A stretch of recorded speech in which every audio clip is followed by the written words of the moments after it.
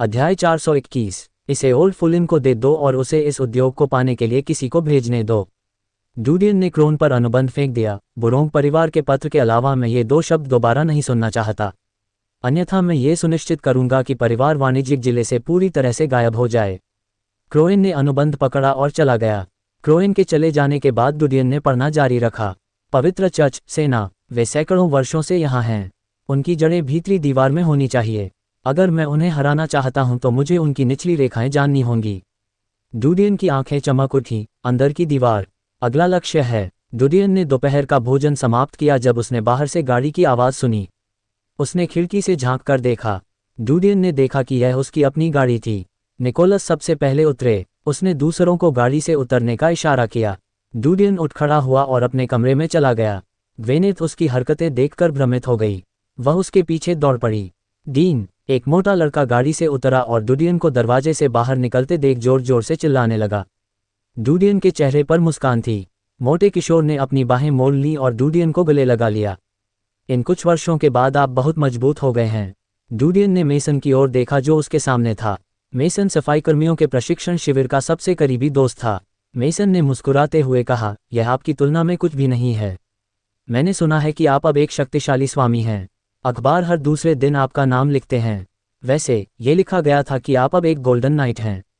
मुझे बताया गया था कि गोल्डन नाइट वरिष्ठ शिकारियों की तुलना में अधिक मजबूत हैं। डूडियन ने अपना सिर हिलाया। मैं सिर्फ एक मानद शूरवीर हूँ। यह एक वास्तविक शूरवीर से बिल्कुल अलग है। इसके अलावा एक स्वर्ण शूरवीर और एक वरिष्ठ शिकारी के बीच अभी भी अंतर है। ओह, क्या आपका मतलब है कि मानद शूरवीर उतने शक्तिशाली नहीं होते? बिल्कुल नहीं। डूडियन हंसे। जब ग्वेनेथ ने डूडियन की ओर देखा तो वह आश्चर्यचकित रह गई। उसने ये जानने के लिए काफ़ी समय तक उसका पीछा किया था कि डूडियन भी पहचान और व्यवहार पर ध्यान केंद्रित करता है। हालांकि इस समय वह अश्लील शब्दों का प्रयोग कर रहा था जो वह आमतौर पर नहीं करता। मेसन, कमीने, तुम इतनी तेजी से क्यों भाग रहे हो? एक व्यक्ति ने आवाज लगाई। डूडियन और मेसन ने एक सुंदर किशोर को दूसरे सामान्य किशोर को पकड़े हुए देखा। जच, शम। डूडियन चौंका। हालांकि कुछ साल हो गए, ये तीनों लंबे हो गए हैं। उनके चेहरे पर बचपन की छाया का निशान था। हालांकि उसने शाम के पैरों को देखा। उनमें से एक उसकी जांघ से टूटा हुआ था और एक कृत्रिम अंग का इस्तेमाल किया गया था। डीन, जैक ने शाम की मदद करते हुए मुस्कुराया। शाम ने डूडियन के शानदार कपड़े भी देखे। वह थोड़ा शर्मिंदा हुआ। जैक ने कहा, हम उसे डीन कह रहे हैं। हालांकि वह एक मास्टर और एक गोल्डन नाइट है, हम वही हैं। जैच ने आगे कहा, तो क्या अब हमें उसे मास्टर डीन कहना चाहिए? मेसन ने बेबसी से उन दोनों की ओर देखा। बकवास। डीन डीन है, मैं सही हूं, है ना? डूडियन ने प्रतिक्रिया व्यक्त की, आप जो भी महसूस करें। शाम, आपके पैर को क्या हुआ है? यह आह। जैच ने तुरंत कहा, जब हम सफाई कार्य पर थे तो एक राक्षस ने हमला किया। शाम का पैर काट लिया गया था और संक्रमित हो गया था। हम समय पर विश्राम नहीं कर सके, इसलिए हमें उसकी जान बचाने के लिए उसके पैर काटने पड़े। शाम मुस्कुराया, यह इस तरह से भी अच्छा है। मुझे कंसोर्टियम से निष्कासित कर दिया गया था क्योंकि अब मेरा कोई मूल्य नहीं था। इसलिए मैं अपने पिता को उनके शराबखाने में मदद करने के लिए वापस चला गया। हालांकि मुझे ज़्यादा समस्याएं नहीं थीं, लेकिन मेरा शरीर एक औसत व्यक्ति की तुलना में बहुत मजबूत था।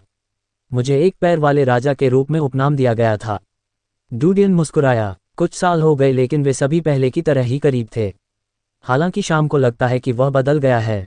उसके मन में वे तीनों भरोसेमंद थे लेकिन वे अलग अलग स्तर पर थे। मेसन सबसे भरोसेमंद व्यक्ति था, उसके बाद शाम था जो ईमानदार था। जैच का व्यक्तित्व थोड़ा स्वार्थी था। हालांकि उसे पहले शाम के साथ बातचीत करना पसंद था, लेकिन उसने देखा कि उसमें कुछ बदलाव आए हैं। जैक अधिक उदार लग रहा था। मेसन वही था। शायद कंसोर्टियम से निकाले जाने के बाद शाम को बहुत कुछ सहना पड़ा था। उसे अधिक लोगों के संपर्क में रहना चाहिए था क्योंकि उसने मधुशाला में मदद की थी। डूडियन ने उन कुछ लोगों को देखकर आह भरी जिनका उसने बेहतर प्रशिक्षण में सहयोग किया था। वे एक साथ कई चीज़ों से गुजरे थे। अब से तुम लोग मेरे साथ रहोगे। क्या चल रहा है? मेसन ने हंसते हुए कहा, यह अच्छा है कि बूढ़ा आदमी हमारी मदद करने के लिए आया, अन्यथा कंसोर्टियम के टूटने के कारण हम दुख के सागर में डूब जाएंगे। आह। जैक ने सिर हिलाया। शाम ने सिर झुकाया लेकिन बोला नहीं। डूडियन ने उनमें से तीन को देखा। उन्होंने कई वर्षों तक पीड़ा झेली है। मेहतर का काम गुलाम से अलग नहीं था। राक्षसों के अस्तित्व या स्तर के बारे में जाने बिना उन्हें खतरनाक स्थानों पर भेजा जाएगा। उन्हें केवल संसाधन उठाना, उनका परिवहन करना और विशाल दीवार के बाहर जीवित रहना सिखाया जाता था। राक्षस का सामना होते ही वे मर जाएंगे। हालांकि यह ठीक इसी कारण से था कि मैला ढोने वालों के पालन पोषण में खर्च होने वाले संसाधन एक शिकारी की तुलना में कहीं अधिक थे। समय की दृष्टि से भी ये बहुत कम था। अरे दे मिस्टर डीन या मास्टर, गाड़ी से एक आवाज़ गूंजी। डूडियन की आंखें चमक उठीं, काफ़ी समय से ग्लेन को नहीं देखा। पिछली हत्या के बाद से क्या बहुत समय हो गया है?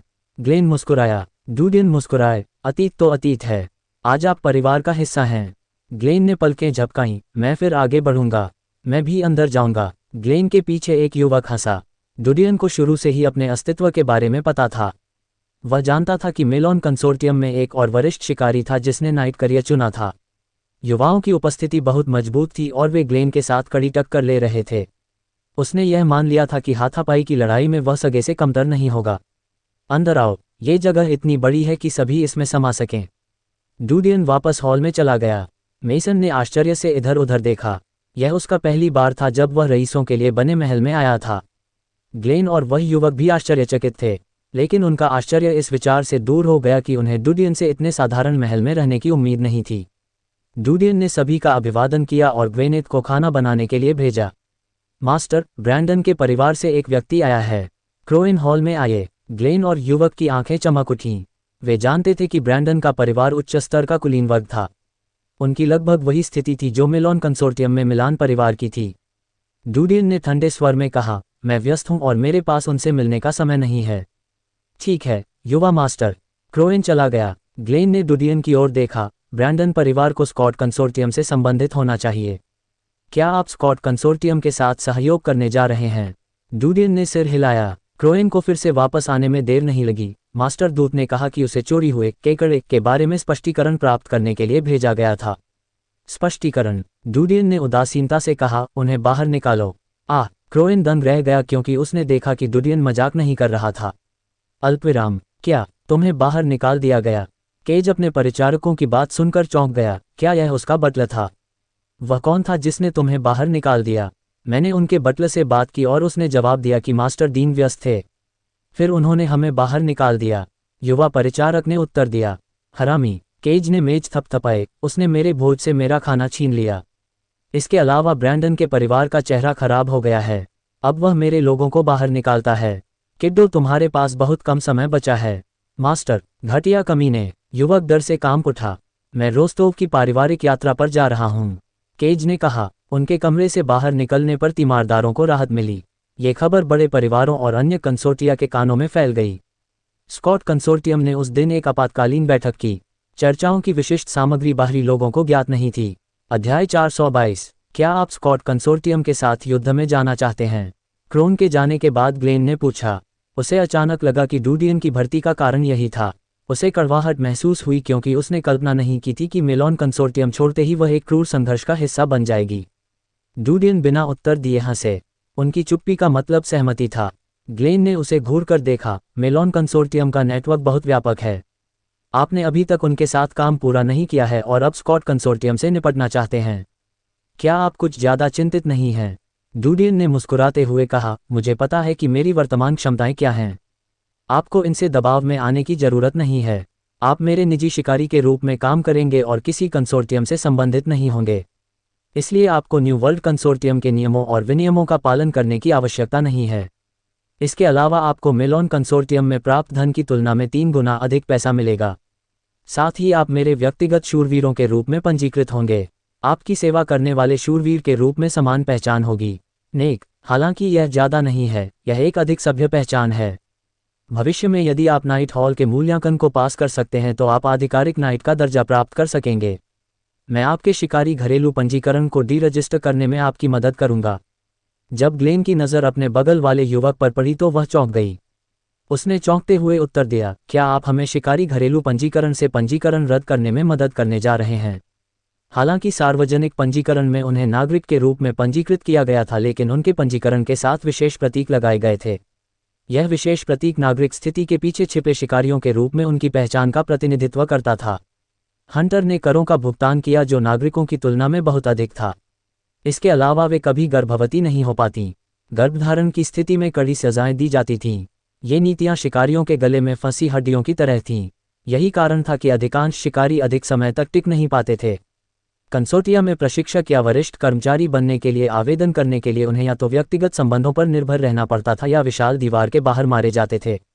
ग्लेन की आंखें चमक उठीं और वह उठी और गहरा प्रणाम किया। धन्यवाद। उसके शब्द ईमानदारी से भरे हुए थे। मास्टर डीन, धन्यवाद, युवक ने भी झुकते हुए कृतज्ञ स्वर में कहा। डुडियन ने उनकी ओर देखा। अब मेरे पास एक उच्च पद है। ऐसे कई लोग होंगे जो मुझे मरा हुआ देखना चाहेंगे। यदि आप मेरे रक्षक के रूप में कार्य करेंगे तो आपका जीवन खतरे में पड़ जाएगा। क्या आप ऐसा करने को तैयार हैं? मैं तैयार हूँ, ग्लेन ने बिना किसी हिचकिचाहट के कहा। मैं भी, युवक ने भी झट से जवाब दिया। डुडियन मुस्कुराया। बैठो। दोनों बैठ गए। मेसन, जैक और शाम ने भी दोनों वरिष्ठ शिकारियों की आंखों में उत्साहित नजर देखी। वे हैरान थे। सफाईकर्मी के रूप में वे शिकारियों को उत्कृष्ट व्यक्ति मानते थे। उनका लक्ष्य एक दिन शिकारी बनना था। हालांकि उन्होंने यह नहीं सोचा था कि जब डुडियन ने शिकारी के रूप में उनकी पहचान हटाने का वादा किया तो दोनों वरिष्ठ शिकारी इतने भावुक हो जाएंगे। इसे समझना बहुत मुश्किल था। डुडियन ने तीनों की ओर देखा। भविष्य के लिए आपकी क्या योजनाएं हैं? मेसन मुस्कुराया। जब तक मैं मेहतर के रूप में काम नहीं कर रहा हूं, मैं आपके साथ रहूंगा। ऐसा लगता है कि शिकारी की पसंद अच्छी नहीं है, इसलिए मैं भी आपका शूरवीर बनना चाहता हूं। डुडियन मुस्कुराया। यदि तुम मेरे शूरवीर बनना चाहते हो तो तुम किसी भी समय मर सकते हो। यह आपके चाकू के लिए मरने लायक है। मेसन ने मुस्कुराते हुए कहा, आपने पुराने दिनों में कई बार मेरी जान बचाई है, इसलिए मैं आपके लिए मरने को तैयार हूं। मेसन को देखकर डुडियन का दिल गर्म हो गया। मैं भी इच्छुक हूं, जैच ने उत्तर दिया। डुडियन की ओर देखते ही शाम थोड़ा घबरा गया। मैं भी अपने पैर खरीदना चाहूंगा, डुडियन ने उत्तर दिया। मुझे अभी भी एक शेफ की याद आ रही है। पिछले शेफ ने मुझे जहर देने की कोशिश की और लगभग सफल हो गया। मैं चाहता हूं कि आप शेफ बने ताकि मैं सुरक्षित रूप से खाना खा सकूं। मेसन और अन्य दो आश्चर्यचकित थे। हत्या? क्या मेलन इतना क्रूर व्यवहार कर रहा था? मेसन ने गुस्से में कहा। जैच ने अपने हाथ में पकड़े हुए कप की ओर देखा। उसने अवचेतन रूप से इसे वापस मेज पर रख दिया। शाम, क्या तुम इच्छुक हो? डुडियन ने पूछा। शाम ने उसे घूर कर देखा। मैं तैयार हूं, लेकिन मैंने सिर्फ एक शराबखाना चलाया है। मेरा खाना पकाने का कौशल वह नहीं है जो आप चाहेंगे। मैं थोड़ा नखरेबाज हूं, डुडियन ने मुस्कुराते हुए कहा। प्रसिद्ध होटलों के रसोइयों को तुम्हें सिखाने के लिए आमंत्रित किया जाएगा, इसलिए सीखो। शाम ने अपना सिर खुजाया। ठीक है। डुडियन ने दीवार पर लगी घड़ी की ओर देखा। उन्होंने क्रोएन की ओर देखा। गैब्रियल और आर्टेमिस को बुलाओ। क्रोएन क्षण भर बाद वापस आया। गैब्रियल और आर्टेमिस उसके पीछे चले गए। अपना परिचय दें, डुडियन ने आदेश दिया। गैब्रियल और आर्टेमिस ने भीड़ की ओर देखा। आर्टेमिस की आंखों में डर की झलक थी। गैब्रियल को अपनी बहन की शर्मिंदगी का एहसास हो रहा था। उसने जोर जोर से अपना परिचय दिया। उसने आर्टेमिस की ओर प्रोत्साहन की दृष्टि से देखा। वे युद्ध के अनाथ हैं। मैं उन्हें सुनहरी दीवार के बाहर से वापस लाया। डुडियन ने ग्लेन के अलावा युवाओं को भी देखा। डेनिस, मेरे पास अभी मेरे गार्ड के रूप में वरिष्ठ शिकारी सगे है। वह मेरे साथ रहेगा। आपको गैब्रियल को अपने कौशल सिखाना चाहिए। डेनिस उठ खड़ा हुआ। हाँ युवा मास्टर, ग्लेन ने मुस्कुराते हुए कहा। मैंने सगे के बारे में सुना है। मुझे लगता है कि वह थॉर्नफ्लावर जेल में कैद था और मैंने उसे आखिरी बार सुनहरी दीवार के बाहर देखा था। वह हिंसक और उग्र रूप से लड़ रहा था। डेनिस के पास लड़ने का अधिक तेज तरीका है। उसे सगे के बजाय बच्चे को पढ़ाने के लिए बेहतर होना चाहिए। उसे अभी भी अभ्यास करना है और अपनी नींव को स्थिर करना है। इस बारे में बात करना जल्दबाजी होगी। डुडियन ने गैब्रियल की ओर देखा। चाचा के आदेश के तहत लगन से अभ्यास करें। गैब्रियल ने सिर हिलाया और डेनिस के सामने रुक गया। सर, कृपया मुझे सिखाएं।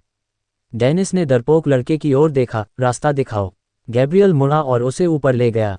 ग्लेन की नज़र आर्टेमिस पर पड़ी। उसने उत्सुकता से उसकी ओर देखा। मैंने कभी हरे बालों वाली बच्ची नहीं देखी। वह कौन है? मुझे लगता है कि उसमें विभिन्न नस्लों के जीन हैं। डुडियन ने आर्टेमिस की ओर देखते हुए लापरवाही से कहा। क्या आप उसे अपनी हत्या के कौशल सिखाना चाहेंगे? ग्लेन ने उसकी ओर देखा। क्या आपके पास शुरू से ही यह विचार था? डुडियन हंसे। मैं उसे बहुत पसंद करता हूँ। ग्लेन ने आर्टेमिस की ओर देखा जो उसके सामने थी। छोटी लड़की, मैं तुम्हें असली कौशल सिखाऊंगा। क्या तुम भविष्य में अपने भाई को हराना चाहोगी? आर्टेमिस ने कमजोर स्वर में उत्तर दिया। मैं अपने भाई से नहीं लड़ता। ग्लेन ने उसे आर्टेमिस की छोटी बांह से उठाया। क्या मैं महल के भीतर कहीं भी जा सकता हूँ? डुडियन ने चाय पी। मेरे अध्ययन कक्ष को छोड़कर। ठीक है। ग्लेन ने आर्टेमिस को छीन लिया। आर्टेमिस उसके पीछे पीछे चला, लेकिन बीच बीच में डुडियन की ओर देखने लगा। डुडियन, मेसन और अन्य दो की ओर मुड़े। मुझे लगता है कि आप मुझे दोष नहीं देंगे क्योंकि मैंने आप लोगों को अपने पंखों के नीचे ले लिया है। मेसन ने अपना सिर हिलाया। हम ऐसा कभी नहीं करेंगे। जैच और शाम मुस्कुराए। डूडियन ने जैच और शाम की ओर देखा जो मुस्कुराए। वह जानता था कि उनकी आंखों में अभी भी कुछ अस्वीकृति है, हालांकि उन्होंने कुछ नहीं कहा। आपको अब तक मेरे अतीत के बारे में पता होना चाहिए। मुझे मेलोन कंसोर्टियम द्वारा कैद किया गया था। बाद में मेरे भागने के बाद मुझे रयान परिवार द्वारा आश्रय दिया गया था। मैं तब असहाय था। अब मेरे पास पर्याप्त शक्ति होने के बाद मेलोन कंसोर्टियम को कुचलने का समय है। पहले मेरे पास आप लोगों को चुनने के लिए पर्याप्त शक्ति नहीं थी। मेलन कंसोर्टियम नष्ट हो गया है और मेरे पास आप लोगों की रक्षा करने की क्षमता है।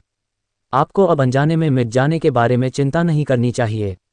तीनों ने दिल में शर्म के साथ डूडियन की ओर देखा। डीन, हम आपके बारे में जानते हैं, मेसन ने कहा। जैच और शाम ने चुपचाप सिर हिलाया। डूडियन को राहत मिली जब उसने देखा कि वे उसका अनुपालन कर रहे हैं। वह नहीं चाहता था कि उसके बचपन के 3 दोस्तों के बीच कोई दूरी हो। अल्पविराम। रात्रिभोज के बाद डूडियन को कस्टम मेड गर्म कवच प्राप्त हुआ। कवच को मकड़ियों से ली गई सामग्रियों की एक नरम परत से बुना गया है। यह उन जगहों पर भी उसकी रक्षा करने के लिए पर्याप्त था जहां बहुत सारी बर्फ और बर्फ जमा थी। रात के खाने के बाद डूडियन महल से बाहर चला गया। वेनेत ने गाड़ी के चालक के रूप में काम किया। वे महल के बाहर एक स्थान पर आए। डूडियन ने ग्वेनेत को पड़ोस में रात रुकने के लिए जगह ढूंढने दी। वह चुपचाप उपनगरों से गुजरा और एक सुनहरी दीवार पर पहुंच गया। सुनहरी दीवार के पास बहुत सारे लकड़ी के तख्ते थे। ऐसा लगता है कि मरम्मत चल रही थी। उसे दीवार के सूखे हिस्से से हंसी की आवाज़ सुनाई दी। वह आदमियों की बातें सुनता था। डूडियन को पता चला कि वे मजदूर थे जो दीवार का पुनर्निर्माण कर रहे थे। अध्याय 423। डूडियन ने चुपचाप जगह बदल ली। वाह, वह आसानी से सुनहरी दीवार को पार कर गया। सुनहरी दीवार की सतह विशाल दीवार की सतह जितनी चिकनी नहीं थी। वह ईंटों की दरारों पर भरोसा करके आसानी से चढ़ सकता था। उतरने के बाद डूडियन चुपचाप दूसरी ओर चला गया। सुनहरी दीवार के बाहर कुछ नगर थे लेकिन वे सभी उजाड़ थे। यद्यपि युद्ध समाप्त हो गया था, फिर भी क्षेत्र पर सख्त सैन्य नियंत्रण था। उन्होंने बर्बर लोगों को जानकारी चुराने के लिए आने से रोकने की कोशिश की। शहर अंधेरे की तरह खामोश था। डूडियन ने कस्बों को पार किया और दक्षिणी किले में गया। जैसा कि उन्हें उम्मीद थी कि किला भी खाली था। सेना का इरादा लाल मेपल पहाड़ों से बर्बर लोगों को बाहर निकालने से पहले किले में सेना तैनात करने का नहीं था। डूडियन किले से बाहर भाग गया और सीधे जंगल में चला गया। डूडियन उस स्थान पर आया जहां उसने विभाजन छिपाया था। वह सीधे प्रवेश द्वार को ढकने वाली घास फूस के बीच से कूद गया। उन्होंने टंगस्टन स्टील से बना स्टील का पिंजरा देखा। जैसे ही स्प्लिटी अंदर रखी गई, वह एक गेंद की तरह मुड़ गई। स्प्लिटी का आकार कम हो गया है। डूडियन का दिल चिंतित था क्योंकि वह आगे बढ़ रहा था। हलचल सुनकर स्प्लिटी का शरीर हिल गया। जैसे ही उसकी गहरी लाल आंखें उजागर हुईं, उसका शरीर हिल गया। स्प्लिटी डूडियन को घूर रहा था। स्प्लिटी की आंखों का स्वरूप देखकर डूडियन आश्चर्यचकित रह गया। ये वह आंख की संरचना नहीं थी जो उसने पहले देखी थी। क्या कुपोषण के कारण इसकी आंखें खराब हो गईं? डूडियन ने रास्ते में 3 मीटर लंबे मगरमच्छ का शिकार किया था। उसने उसके शरीर को अंदर फेंक दिया और कुछ कदम पीछे हट गया। खूनी गंध से स्प्लिटी उत्तेजित हो गई। वह तुरंत मगरमच्छ की लाश की ओर नहीं दौड़ा बल्कि डूडियन की ओर देखता रहा। जब उसने देखा कि डूडियन 4 या 5 कदम पीछे हट गया है तो वह तेजी से बाहर निकल गया। इसके दरांती जैसे अग्रपाद कठोर छल्ली को छेदते हैं और इसके शरीर को फाड़ देते हैं। वह उसका मांस निगलने लगा। उसके बिजली के तेज प्रहारों से डूडियन चौंक गया। इससे पता चला कि वह उस गति को स्पष्ट रूप से नहीं देख सका जिस गति से स्प्लिटी के दरांती जैसे अंक खींचे थे। ये देखा जा सकता है कि भूखे रहने के बावजूद स्प्लिटी की युद्ध शक्ति 30 राक्षसों के स्तर के करीब थी। हालांकि सबसे आश्चर्यजनक बात यह थी कि स्प्लिटी के अंगों के किनारे में बड़े पैमाने पर बदलाव हुए थे। उन्होंने युवा स्प्लिटर्स को 40 के स्तर तक बढ़ाया था और उन्होंने वयस्क स्प्लिटर्स का भी अवलोकन किया था। उनके दरांती जैसे अंग नुकीले और पतले थे लेकिन स्प्लिटी का ब्लेड बहुत अलग था। ध्यान से जानने के बाद उसने देखा कि अंगों के किनारों पर खड़ी कीलें थीं। ये स्पष्ट था कि एक बार जब स्प्लिटी ने लक्ष्य पर हमला किया तो अंग न केवल लक्ष्य के शरीर को छेद देंगे बल्कि उसे थका देंगे। लेकिन उसने सोचा कि यह फायदा भी है और नुकसान भी। जिस समय ये दरांती जैसे अंग को बाहर निकालेगा, इससे बड़ा घाव हो जाएगा और अधिक प्रभावशाली रक्तस्राव होगा। लेकिन रक्तस्राव की गति उचित दर से धीमी हो जाएगी। लेकिन यदि स्प्लिटी वयस्क अवस्था तक बढ़ती है तो इसके छेदने और निकालने की गति बहुत तेज हो जाएगी। डूडियन हैरान था। स्प्लिटी के अंगों का किनारा अन्य युवा स्प्लिटर से कैसे भिन्न हो सकता है? क्या इसलिए कि उसने इसे अलग तरह से खिलाया था, या ये भूखमरी के कारण था? स्प्लिटी को मगरमच्छ को खाने में देर नहीं लगी। केवल खाल ही बची थी लेकिन उसने खाना जारी नहीं रखा। डूडियन ने पिंजरे को स्थिर करने वाली जंजीर खींच ली। वह दूसरी जंजीर खोलने गया। हालांकि अगले ही पल स्प्लिटी ने पिंजरे को धक्का दे दिया और वह डूडियन की ओर लुढ़क गया। डुडियन का शरीर चमक उठा जैसे ही वह दूसरी जगह गया और उसने एक और विकर्ण श्रृंखला खींची। टकराना। स्प्लिटी ने पिंजरे को तब मारा जब उसने पिंजरे को डुडियन की ओर ले जाने की कोशिश की। डुडियन ने पिंजरे को खींचने के लिए जंजीरों का इस्तेमाल किया। डुडियन ने जंजीरें खींची और तहखाने में कूद गया। उसने पिंजरे को बाहर निकालने के लिए संघर्ष किया। पिंजरे को दरवाजे पर ले जाया गया। डुडियन तक पहुंचने की कोशिश करते समय स्प्लिटी का शरीर पिंजरे से टकराया। कुछ ही प्रहारों के बाद दरवाजे के पास का कंक्रीट टूट गया। डुडियन ने पिंजरे को जंगल में खींचते समय जंजीर खींच ली। स्प्लिटी पिंजरे में चीखने चिल्लाने लगी क्योंकि ऐसा लग रहा था कि वह डुडियन पर क्रोधित है। 10 मील तक दौड़ने के बाद डुडियन की भुजाएं खट्टी और थकी हुई थीं। आवाजें गूंजने पर स्प्लिटी ने पिंजरे में जमकर संघर्ष किया। डुडियन ने अपना सिर हिलाया। मुझे तुम्हें अभी खाना नहीं खिलाना चाहिए था। तुम्हारे पास पिंजरा उछालने की ताकत नहीं होगी। डुडियन के बोलने के बाद स्प्लिटी ने संघर्ष करना बंद कर दिया क्योंकि उसकी लाल लाल आंखें उसे घूर रही थीं। डुडियन ने आराम करते हुए इसे चुपचाप देखा। स्प्लिटी पिंजरे की ओर दौड़ी और डुडियन की ओर अपने दरांती जैसे अंगों से वार किया। इसने उसे मारने की कोशिश की लेकिन दूरी इतनी बड़ी थी कि वह उस तक नहीं पहुंच सका। डुडियन उठते ही मुस्कुराया और अपने नितंबों पर धूल थपथपाए। कुछ घंटों के बाद वे होली चर्च द्वारा बनाई गई बैरियर लाइन पर पहुंच गए। रात होने के कारण मौसम बहुत अंधेरा था। वे किले को रोशन करने के लिए आग का उपयोग कर रहे थे। डुडियन ने झाड़ियों की ओर देखा। उसने घास के मैदानों में कुछ लाल गर्मी देखी। ऐसा लगता है कि कुछ राक्षस झाड़ियों में छुपे हुए थे। उनसे जो गंध आ रही थी वह लगभग झाड़ियों जैसी ही थी। यहाँ तक कि वरिष्ठ शिकारी भी उनका पता नहीं लगा पाएंगे। डुडियन उस दरार से होकर भागा जहाँ वे राक्षस छिपे हुए थे। उन्हें एक ऐसी जगह मिली जहाँ कोई सैनिक तैनात नहीं था। जैसे ही उसने पिंजरा खींचा तो उसके चेहरे पर मुस्कान थी। स्प्लिटी कभी कभी चिल्लाती थी लेकिन धीरे धीरे बंद हो गई। गुहार लगाने के बजाय वह पिंजरे में ही बैठ गया और डुडियन ने उसे खींच लिया। चरमराहट। डुडियन ने स्प्लिटी को उस पर हमला करते देखा। वाह! डुडियन ने तुरंत अपना स्थान बदल लिया। टकराना। जिस स्थान पर वह पहले था उस स्थान पर दरांती से प्रहार किया गया। डुडियन कुछ मील तक दौड़ा। उसने पीछे से कदमों की आवाज़ सुनी। उसने आह भरी क्योंकि वह जानता था कि यह पवित्र चर्च के सदस्य थे जो बाधाओं में तैनात थे। डुडियन वापस पिंजरे में लौट आया। स्प्लिटी ने पिंजरे की ओर डुडियन की शक्तिशाली गति को देखा और वह थोड़ा पीछे हट गया। डुडियन ने चाबी निकाली और पिंजरे का ताला खोल दिया। उसने पीछे मुड़कर उन लोगों की ओर देखा जो उसका पीछा कर रहे थे। वह कुछ सेकंड तक रुका रहा फिर पिंजरे का दरवाज़ा खोलकर भाग गया। चीख! पिंजरे का दरवाज़ा खुला देखकर स्प्लिटी दंग रह गई। वह आधे सेकंड के लिए रुका और फिर बाहर निकल गया। टकराना। जैसे ही वह बाहर निकला उसने अपना गुस्सा पिंजरे पर उतारते हुए उसे पलट दिया। रुकना! वह कौन है? रुको! ये पवित्र चर्च का क्षेत्र है। रुकें! चर्च के लोग घोड़ों पर सवार थे। जब स्प्लिटी पिंजरे से बाहर निकली तो वे पिंजरे से लगभग 200 या 300 मीटर दूर थे। वहां कोई तारे नहीं थे और दृश्यता कम थी। अधिकांश को केवल अस्पष्ट रूपरेखाएं ही दिखाई दीं। आखिरकार अंधेरी दृष्टि एक बहुमूल्य क्षमता थी जो शिकारियों के पास भी नहीं थी। अध्याय 424। वाह वाह! आकाश से तीर उड़े और खरपतवार के बिचड़ों को छेद डाला। स्प्लिटी की नज़र उस जगह की ओर गई जहां से तीरों का निशाना बनाया गया था। उसका शरीर हिलने के साथ साथ दिशा में देखने पर ऐसा लगता था मानो वह कोई शैतान हो। अगले ही पल वह एक खूंखार बाघ की तरह उछल पड़ा और उसका मकड़ी जैसा शरीर तेजी से हिलने लगा। जैसे ही वह टीम की ओर गया उसका शरीर समुद्री शैवाल की तरह लहराने लगा। यह क्या बदतमीजी है! आहा! राक्षस! यह एक राक्षस है। मांस और खून के फटने और कटने से चीखें गूंज उठीं। स्प्लिटी प्रकाश के शूरवीरों की टीम में शामिल हो गया। यह एक मांस की चक्की की तरह थी जो शूरवीरों को तुरंत मार देती थी। इसकी दरांतियां शूरवीरों के कवच को आसानी से भेदने में सक्षम थीं। उसी समय स्प्लिटी शूरवीरों के हमलों से आसानी से बचने में सक्षम था।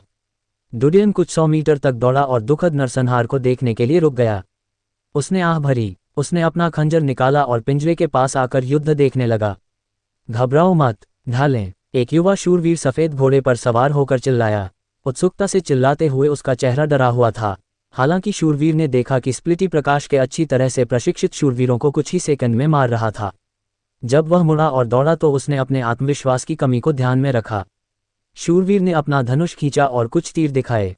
तीर हवा में उड़े और स्प्लिटी के शरीर के नुकीले किनारों से टकराए। वे सभी उछलकर नीचे गिर पड़े। अचानक हुए हमले ने स्प्लिटी का ध्यान खींचा। इसकी खूनी आंखें युवा शूरवीर पर टिकी हुई हैं। स्प्लिटी शूरवीर की ओर दौड़ा।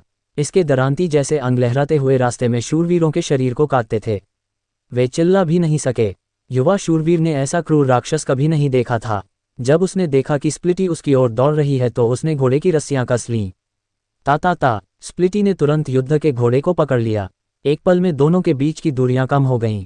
स्प्लिटी गुस्से से चीख उठी क्योंकि उसका नुकीला अंक घोड़े की पूंछ में घुस गया और उसे अलग कर दिया। घोड़ा फुफकारने लगा क्योंकि उसके अगले पैर ऊंचे उठे हुए थे। स्प्लिटी ने घाव को चीरते हुए अपनी दरांती निकाली और घोड़े का खून, मांस और आंतें बाहर निकालीं। घोड़ा नीचे गिर गया। स्प्लिटी को घोड़े की ज्यादा परवाह नहीं थी क्योंकि वह जमीन पर युवा शूरवीर की ओर दौड़ रहा था। शूरवीर के हृदय में पछतावा था। उसे उम्मीद नहीं थी कि इतना क्रूर राक्षस आगे बढ़ने की कोशिश करेगा। यदि उसे इसके अस्तित्व के बारे में पता होता तो वह यहाँ भी नहीं आता। वाह! उसने विरोध करने के लिए अपनी तलवार लहराई लेकिन स्प्लिटी का दरांती जैसा अंक कट गया। अगले ही पल युवा शूरवीर के शरीर को स्प्लिटी ने गले लगा लिया। उसके कंधे, सिर, गर्दन और शरीर के अन्य हिस्से काट दिए गए।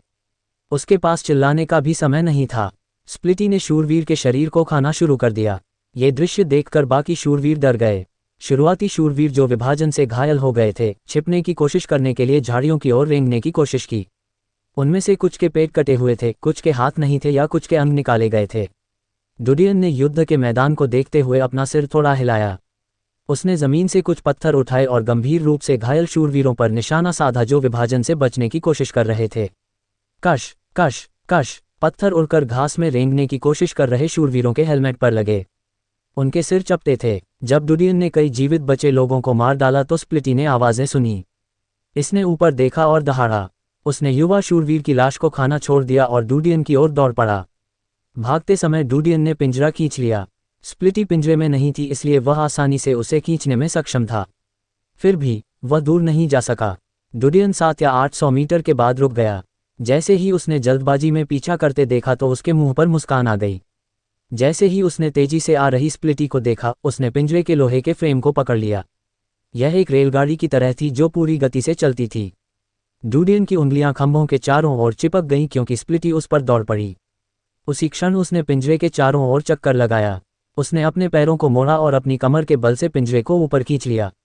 उसने पिंजरा घुमाया और स्प्लिटी पर प्रहार किया। टकराना! खुला पिंजरा पूरी तरह से स्प्लिटी पर लक्षित था। उसका शरीर पिंजरे में चला गया। दुर्घटना के क्षण में डुडियन रुक गया लेकिन अपने शरीर के साथ पिंजरे को 7 या 8 चक्करों तक घुमाया। डुडियन ने पिंजरे को घुमाते समय उसके दरवाजे को कसकर दबाया और बंद कर दिया। जैसे ही पिंजरा लुढ़कना बंद हुआ, वह पिंजरे से बाहर कूद गया और जमीन पर टंगस्टन स्टील की चेन पर पैर रख दिया। चीख! स्प्लिटी अपने शरीर को स्थिर करने में सक्षम थी। वह क्रोधित हो गया और जोर जोर से चिल्लाने लगा क्योंकि वह खुद एक बार फिर अभिशप्त पिंजरे के अंदर था। डुडियन ने इसकी जांच की लेकिन पिंजरा खींच लिया। स्प्लिटी ने जमकर संघर्ष किया और गुस्से में चिल्लाया। डुडियन को उसकी चीख पुकार की ज्यादा परवाह नहीं थी। वह तेजी से दौड़ा और पिंजरे को घास के ऊपर खींच लिया। 10 मिनट बाद डुडियन को एक विशाल दीवार दिखाई दी। उसने देखा कि बगल में आग लगी हुई है। वह तेजी से उस जगह के करीब आया जहां आग लगी थी। एक मार्ग के बगल में आग जल रही थी और प्रकाश शूरवीरों की एक टीम बाहर ड्यूटी पर तैनात थी। Scott consortium! प्रवेश द्वार की ओर देखते ही डुडियन की आंखें सिकुड़ गईं।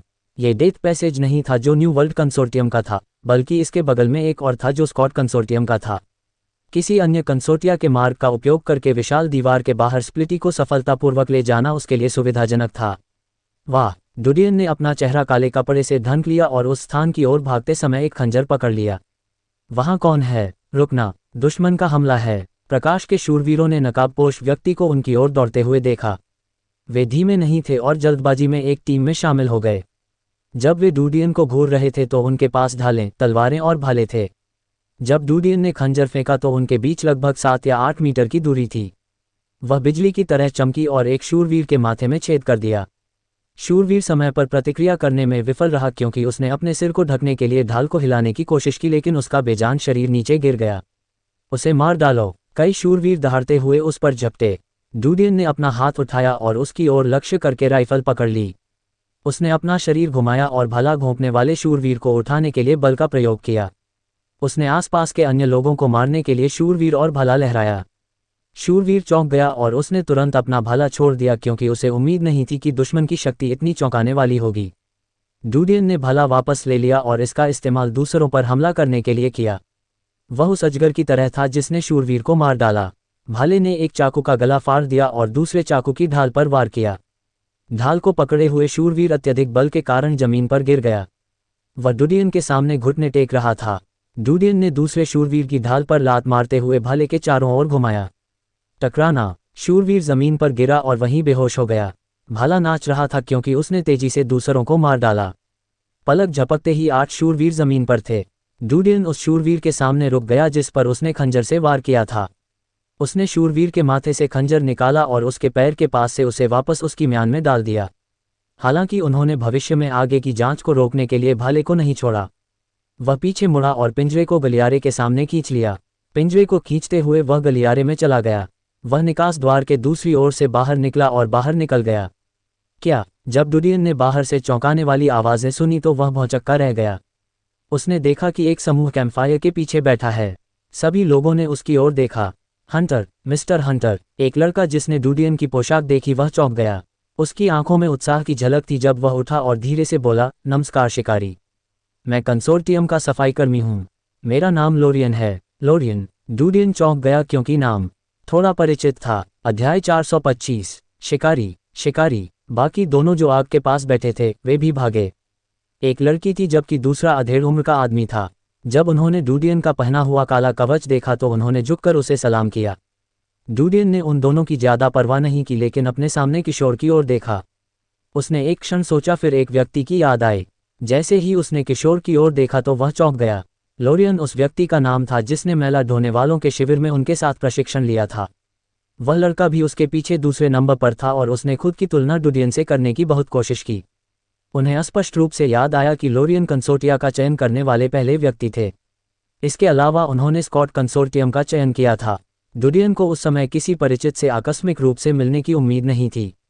हंटर, क्या आप किसी कार्य को क्रियान्वित करने के लिए निकले हैं? लोरियन ने पूछा जब उसने डूडियन को अपनी ओर घूरते हुए देखा। जैसे ही उसकी आवाज़ धीमी हुई, गलियारे के अंदर से एक चीख की आवाज़ गूंज उठी।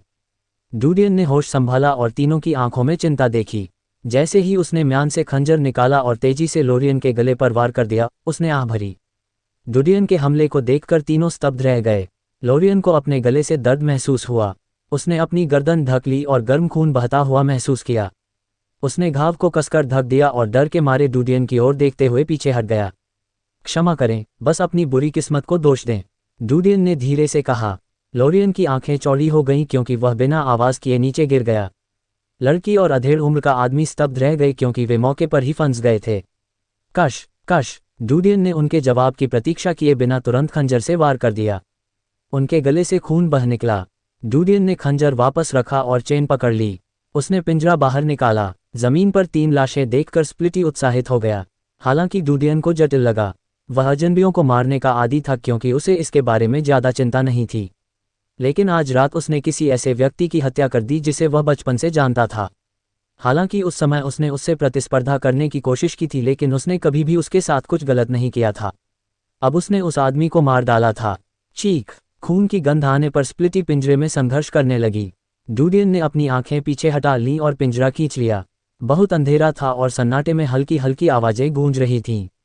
चेन खींचते ही डूडियन कदम दर कदम चलता रहा। जैसे जैसे समय बीतता गया वह किशोरी की मौत से उबर गया।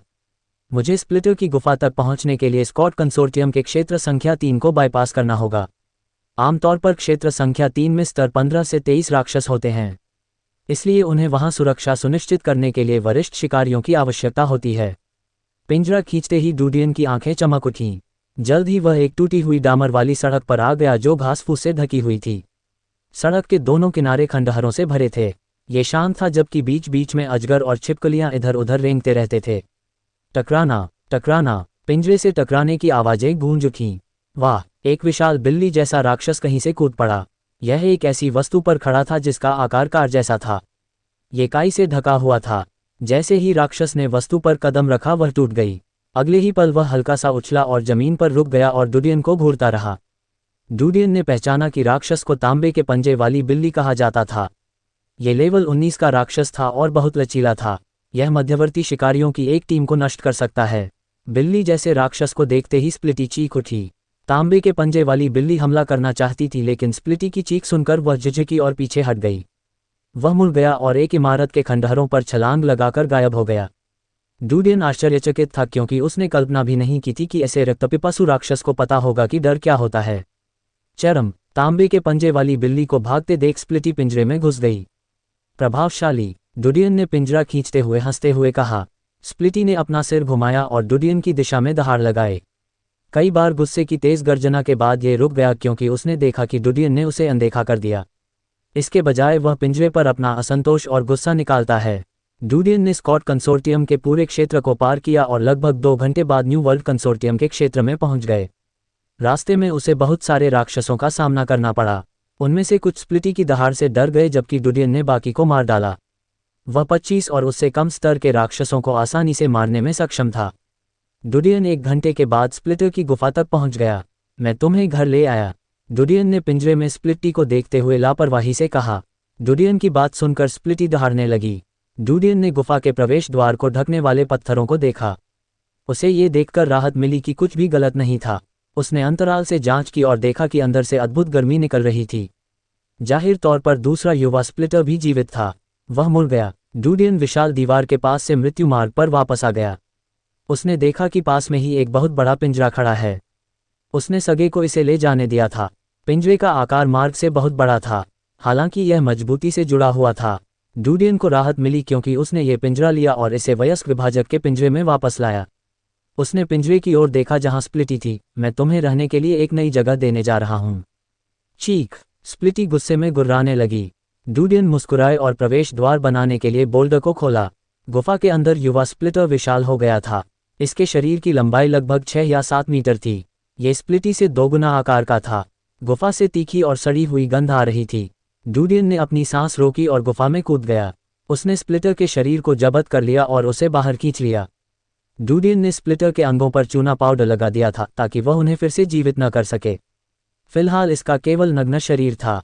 यह बिना पंख वाले पतंगे की तरह था। इसके शरीर का रंग सफ़ेद था। ऐसा लगता है कि यह जमीन पर नमी से प्रभावित था और इसमें किसी प्रकार की विकृति थी। युवा स्प्लिटर ने डुडियन को अपनी ओर आते देख अपना मुंह खोला। डुडियन ने आसानी से उसे अपने वश में कर लिया और पिंजरे के बाहर बड़े पिंजरे में ले गया। टकराना, टकराना! युवा स्प्लिटर पिंजरे के अंदर संघर्ष कर रहा था क्योंकि उसका शरीर स्टील के खंभों से टकरा रहा था। डुडियन ने स्प्लिटी की ओर देखा। अब आपकी बारी है। जब स्प्लिटी ने अपने भाइयों को देखा तो वह चुप हो गई। हालांकि डुडियन की आवाज़ सुनकर वह गुस्से से चिल्ला उठा। डुडियन को इसकी दहाड़ की ज़्यादा परवाह नहीं थी। उसने भाले को छोटे पिंजरे में धकेल दिया और पिंजरे को बड़े पिंजरे के करीब ले गया। उसने बाहर से पिंजरे में छेद किया और भाला लहराया। स्प्लिटी को भागने के लिए मजबूर होना पड़ा क्योंकि वह एक छोटे पिंजरे से बड़े पिंजरे में लुढ़क गया। डुडियन ने तुरंत छोटे पिंजरे के दरवाजे पर लात मारी और बड़े पिंजरे के दरवाजे को पकड़ लिया। स्प्लिटी ने देखा कि वह बड़े पिंजरे में बंद था। इसने दरवाजे पर वापस जाने की कोशिश की लेकिन वह पहले से ही आधा बंद था। बंटवारे को रोकने के लिए डुडियन ने भाले से वार किया। उसने दरवाज़ा बंद करने के लिए उसे धक्का दिया। पर्याप्त! डुडियन थककर बैठ गया। टकराना, टकराना! स्प्लिटी पिंजरे से टकराया लेकिन वह पिछले वाले से कहीं अधिक भारी था। इसके अलावा इसमें एक और विशाल युवा स्प्लिटर था। तो पिंजरा धीरे से हिल गया। यदि आप जीवित नहीं रह सकते तो अपने भाग्य को दोष दें। डुडियन ने स्प्लिटी की ओर देखा जो पिंजरे के अंदर संघर्ष कर रहा था। वह स्प्लिटी को बाहर ले आया क्योंकि भविष्य में उसके पास इसकी देखभाल करने का अधिक मौका नहीं था। इसके अलावा निकट भविष्य में वह शिकार के लिए विशाल दीवार के बाहर आने की योजना नहीं बना रहा था। वह पहले एक सार्वजनिक व्याख्यान देने की योजना बना रहे थे। बाद में उसने भीतरी दीवार की जांच करनी चाहिए। वह उस जगह को देखने और सेना तथा पवित्र चर्च से निपटने का तरीका ढूंढने में रुचि रखता था। दोनों सेनाओं की जड़ें भीतरी दीवार में थीं। भले ही वह बाहरी दीवार में उन्हें नष्ट करने में सक्षम था, वे भीतरी दीवार से सुदृढ़ीकरण भेजते थे। वह जानता था कि विशाल दीवार ने उन्हें बाहरी दुनिया से अलग कर दिया है। इसलिए यदि वह शीर्ष पर चढ़ना चाहता है तो उसे आंतरिक दुनिया की सीमाओं पर काबू पाना होगा और उन्हें तोड़ना होगा, अन्यथा उसका सारा वैभव मिट्टी में मिल जाएगा। वयस्क स्प्लिटर की गुफा उनके क्षेत्र के मध्य में स्थित थी, इसलिए वह या तो सगे को उन्हें खाना खिलाने के लिए भेज सकता था या वे खुद पर भरोसा कर सकते थे। पिछले पिंजरे के भीतर जाना बहुत कठिन होगा, लेकिन यह नया बड़ा था और इसमें दोनों स्प्लिटर्स के लिए पर्याप्त जगह थी। उन्हें पिंजरे से दूसरे राक्षसों का शिकार करना या भूखा मरना सीखना था। अध्याय 426। डुडियन ने गुफा के आसपास छिपे राक्षसों को पकड़ने के लिए अपनी थमल दृष्टि पर भरोसा किया। वह एक कंकाल को वापस पिंजरे में ले आया। डुडियन ने उसके दोनों पैर काट दिए और उसे सीधे पिंजरे में फेंक दिया। ये गैप सीधे गुजरने के लिए पर्याप्त था। जब कंकाल ने स्प्लिटी को देखा तो उसने धीमी दहाड़ लगाई। स्प्लिटी सबसे पहले डर के मारे पीछे हट गई, तथापि उसे ऐसा क्रोध आया मानो उसकी गरिमा को अपमानित किया गया हो। उसके दरांती जैसे अंगों ने कंकाल को कई हिस्सों में छेद दिया। डुडियन ने पिंजरे के बाहर कुछ मीटर की दूरी पर एक कंकाल की एक और लाश फेंकते हुए इसे देखा। वह पिंजरे से लगभग 10 मीटर की दूरी पर खड़ा था और कंकाल का शिकार करने के लिए स्प्लिटी को देख रहा था। डुडियन ने जगह छोड़ने से पहले एक बार फिर स्प्लिटी की जांच की। विशाल दीवार की ओर जाते हुए डुडियन पूरी गति से दौड़ा। रास्ते में उसकी मुलाकात कुछ राक्षसों से हुई जिन्होंने उसे मारने की कोशिश की। हालांकि उसने उन्हें नज़रअंदाज कर दिया क्योंकि वह बहुत आलसी था। इन राक्षसों ने उसे पकड़ने की कोशिश की लेकिन अपने शिकार को छोड़ दिया क्योंकि वे डुडियन के करीब नहीं आ सके। जब डुडियन विशाल दीवार के सामने रुका तो उसने अपने कवच की जैकेट उतार दी। पारदर्शी पंख धीरे से उसकी पीठ से फैले और थोड़ा कांपने लगे। उसका शरीर धीरे धीरे ऊपर तैरने लगा। उसने अपना पैर विशाल दीवार की सतह पर रखा और पंखों की मदद से अपने शरीर को धक्का दिया। वह विशाल दीवार की सतह पर दौड़ने लगा। दरअसल वह जमीन पर दौड़ने से भी तेज दौड़ रहा था। वाह! डुडियन विशाल दीवार के शीर्ष पर पहुंच गया। उसे ऐसा महसूस हुआ जैसे उसकी छाती जम गई हो। उसने धीरे से अपने पंख पीछे फैलाए और अपना कवच पहन लिया। जल्द ही उसका शरीर गर्म हो गया और वह आधे घंटे तक दीवार के सहारे चलता रहा। वह दीवार के कोने तक पहुंच गया। मानचित्र के अनुसार सिल्विया की विशाल दीवार प्राचीन शहर की दीवारों के समान चतुर्भुजाकार थी। हालांकि इसने किसी भी इमारत को नहीं छोड़ा और सैनिकों को तैनात करने के लिए टावर नहीं थे। डुडियन दौड़ता रहा लेकिन अचानक उसे एक तरकीब सूझी। यदि वह विशाल दीवार के ऊपर से सीधे देख सकता था तो वह भीतरी दीवार का क्षेत्र भी देख सकता था। यह विचार रोमांचक था लेकिन जितना अधिक उसने इसके बारे में सोचा वह शांत हो गया। भीतर की दीवार के भीतर की स्थिति से वह अनभिज्ञ था। इसके अलावा अगर वह उस क्षेत्र में तस्करी भी करता था तो भी उसे नहीं पता होता था कि वह वहां क्या करेगा। इस समय वहां जाने का कोई मतलब नहीं है। इसके अलावा भीतरी दीवार के अंदर ड्रैगन गर्ल जैसे लोग भी थे। उन्होंने मान लिया कि वह सिर्फ एक छोटा पात्र था। अगर उसने गलती से किसी प्रभावशाली व्यक्ति को उकसा दिया तो वह आसानी से अपनी जान नहीं बचा सकता। अंत में वह अपनी ही पहचान उजागर करेगा। अभी भीतरी दीवार में प्रवेश करना उचित नहीं था। भागते भागते उसने एक भव्य इमारत देखी। आप विशाल दीवार के शीर्ष से सभी दृश्यों को देख सकते हैं। उसने जो किला देखा वह दूर तक फैले काले अजगर जैसा था। इसके पीछे विशाल उपनगर थे लेकिन गांव और कस्बे उजाड़ थे। ऐसे लोग थे जिनके पास खुरदुरे हथियार थे और वे इधर उधर भाग रहे थे। जाहिर तौर पर वे बर्बर सेना के निचले स्तर के सैनिक थे। सुनहरी दीवार उपनगरों के पीछे थी। उस समय आसमान उज्ज्वल था इसलिए वह काले धब्बे देख सकता था जो चींटियों की तरह लग रहे थे जो सुनहरी दीवार के चारों ओर घूम रहे थे। वे सभी सोने की दीवार की मरम्मत करने वाले मजदूर थे। सुनहरी दीवार के पीछे करीने से व्यवस्थित इमारतें थीं। ये वाणिज्यिक जिले का दक्षिणी भाग था। डुडियन ने दूर देखते हुए ध्यान केंद्रित किया। दूर एक इमारत और धुंधली धुंध से ढकी एक ऊंची विशाल दीवार थी। वह भीतरी दीवार थी जिसका निर्माण 200 साल पहले किया गया था। भीतरी दीवार की ऊंचाई विशाल दीवार की ऊंचाई से आधी से भी अधिक थी। जानकारी के मुताबिक ये 662 मीटर से भी ज्यादा था। ऐसा कहा गया था कि भीतरी दीवार के निर्माण के दौरान अनगिनत श्रमिकों की मृत्यु हो गई थी और ये परियोजना बहुत बड़ी थी। भीतरी दीवार को देखकर डुडियन का दिल द्रवित हो गया। हालांकि वह अस्थायी रूप से भीतरी दीवार में तस्करी करने की योजना नहीं बना रहा था लेकिन उस जगह पर झांकना कोई समस्या नहीं थी। जब वह भीतरी दीवार में प्रवेश करेगा तो वह अनजान नहीं होगा। वह आगे की ओर दौड़ता रहा। 1 घंटे बाद विशाल सिलहुट की रूपरेखा अंततः साफ हो गई। वह अपने पंखों की मदद से पूरी गति से 1 घंटे से अधिक समय तक दौड़ता रहा। वह घोड़े से 5 गुना तेज था और डुडियन के शरीर से बहुत पसीना निकल रहा था। सौभाग्य से उसका कवच पसीने को सोख सकता था इसलिए उसका शरीर गीला नहीं था। डुडियन विशाल दीवार पर आराम करने के लिए रुका। उसी समय उसकी नज़र भीतर की दीवार पर पड़ी। भीतरी दीवार ने पूरी बाहरी दीवार को एक विशाल द्वार की तरह काट दिया। भीतरी दीवार की चौड़ाई लगभग 40 या 50 मीटर थी। सड़कें वाणिज्यिक जिले की तुलना में अधिक समृद्ध और चौड़ी थीं। जहां तक नजर जाती थी जंगल ही जंगल थे। वहां झीलें, रेगिस्तान, पहाड़ और सब कुछ था। उसने चारों ओर देखा लेकिन भीतरी दीवार पर किसी गांव या कस्बे की छाया नहीं दिखी। डुडियन चौंका। उनकी राय में भीतरी दीवार का क्षेत्र अत्यंत जीवंत स्थान होना चाहिए। यहां तक कि मेल परिवार जैसे कुलीन परिवार भी भीतरी दीवार में प्रवेश करने के लिए तरसते थे। यह इस बात का प्रमाण था कि सिल्विया की विशाल दीवार की भीतरी दीवार में कुलीन वर्ग के लोग रहते थे। हालांकि वहां वीरान जगहों के अलावा कुछ नहीं था। डुडियन ने आगे दौड़ना जारी रखते हुए अपने दिल में संदेह को दबा दिया। वह जितना अधिक दौड़ता उतना ही करीब आता जाता और उसे उतना ही अधिक स्पष्ट दिखाई देता। उसने दूर तक फैले विशाल मैदान देखे। अंत में पहाड़ थे। पहाड़ों की चोटी पर बर्फ जमी हुई लग रही थी। मैदानों में भी झीलें थीं। लेकिन फिर भी उसे कोई गांव या शहर नजर नहीं आया। डुडियन को अविश्वसनीय लगा क्योंकि इतना बड़ा क्षेत्र खाली था। इतनी खाली जमीन बाहरी दीवार की टूटी फूटी झुग्गियों में भी नहीं होगी। उसे अचानक नक्शे के आकार के बारे में ख्याल आया। जब उसे भीतरी दीवार का आकार पता चला तो वह चौंक गया। भीतरी दीवार ने सिल्वा की पूरी विशाल दीवार की लगभग 80% मिट्टी पर कब्जा कर लिया। बाहरी दीवार और विकिरण क्षेत्र केवल अन्य 20% तक ही जुड़े। बाहरी दीवार क्षेत्र के बाहर का विशाल मैदान भीतरी दीवार की तुलना में कुछ भी नहीं था। डूडियन ने आगे बढ़ना जारी रखने का फैसला किया, लेकिन वह रुक गया जब उसने झाड़ियों में एक बड़ी छाया को तेजी से आगे बढ़ते देखा। छाया की तुलना में एक बहुत छोटी आकृति थी जो उसके पीछे दौड़ रही थी और उसे पकड़ने की कोशिश कर रही थी। डूडियन छाया की जांच करने के लिए रुका। वह छाया वास्तव में दर्जनों मीटर लंबा एक विशालकाय राक्षस था। इसके शरीर पर कनखजूरे की तरह अगल बगल अनगिनत पैर थे। इसकी पूंछ बिच्छू के समान थी। इसके अलावा राक्षस को पकड़ने की कोशिश करने वाला व्यक्ति एक युवा लड़का था जो 16 या 17 साल का लग रहा था। डूडियन की उम्र भी लगभग उतनी ही है। राक्षस को पकड़ते समय किशोर के हाथ में एक बड़ी तलवार थी।